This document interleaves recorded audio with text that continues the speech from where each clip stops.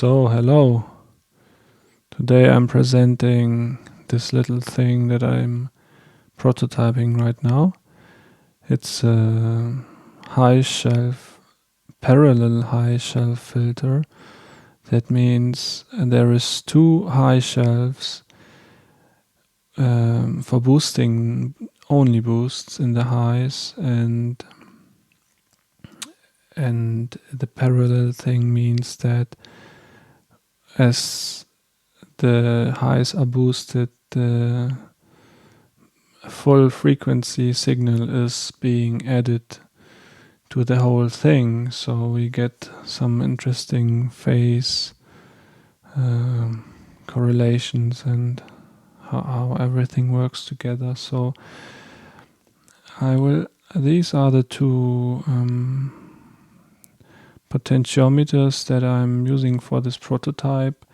I will just play some music and show everything to you.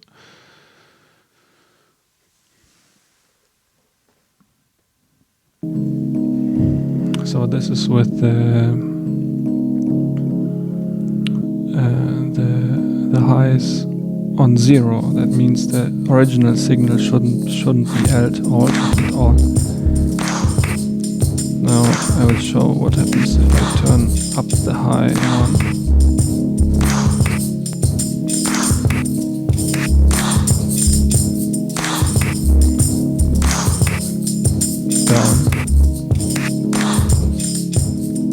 These are the real high frequencies, especially you can hear it especially in the tambourine.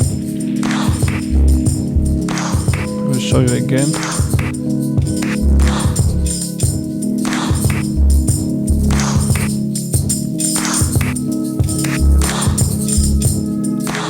And this is without.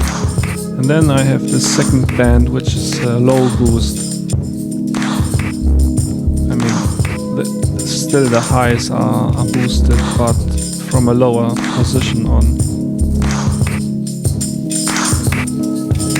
can hear that they are really low.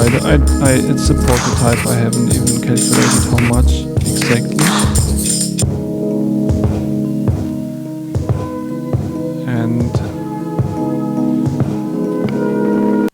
that's the basic principle of how everything works.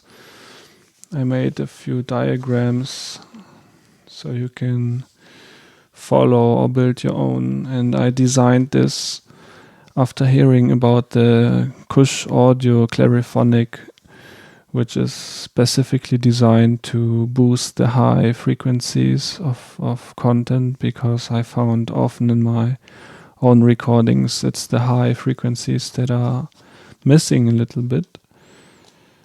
And it's easy to have a lot of bass and mud in this, but not so easy to have the high frequency content. So the first I made a few diagrams to show you this.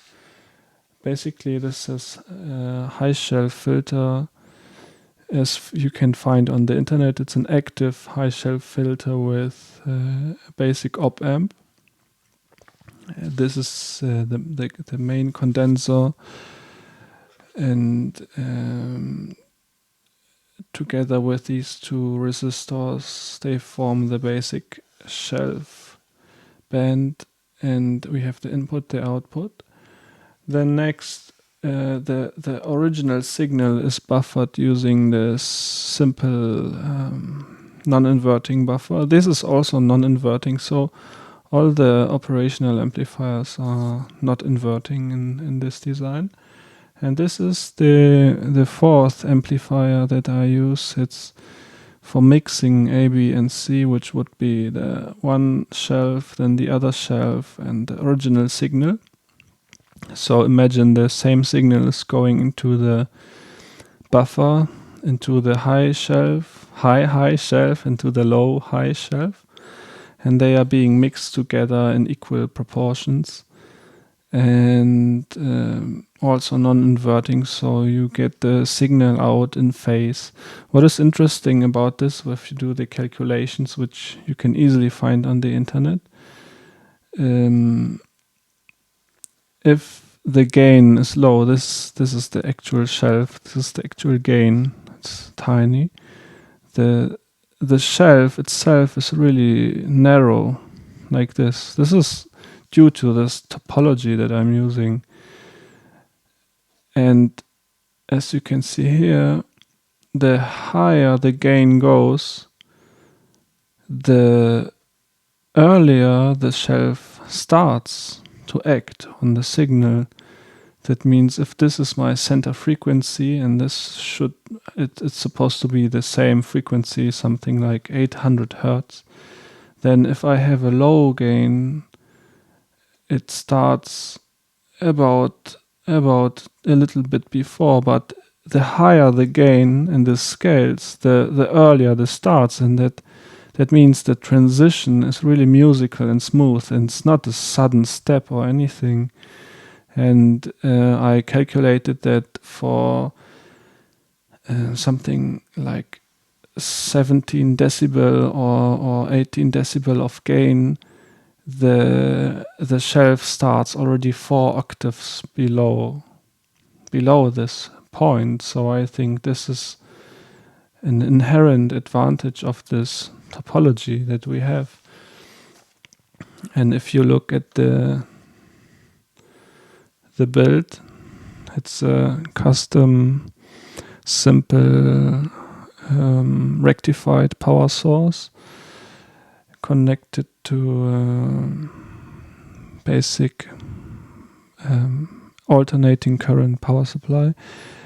And basically we have 2 operational amplifiers packages, op-amp packages, which means we have 4 amplifiers. So the first one, which I'm showing now, is used for the shelves, and the second one is used for the buffer. This is on top. The top part is just a buffer. It's very simple. The bottom part is the summing mixer. So this is a pretty simple build, and I will make a API 500 module from it, so it can go into my pretty empty API 500 rack.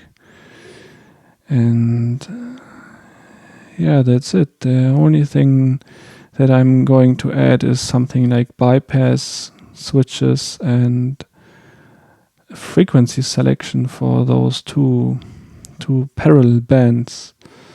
And I hope you enjoyed this little demonstration.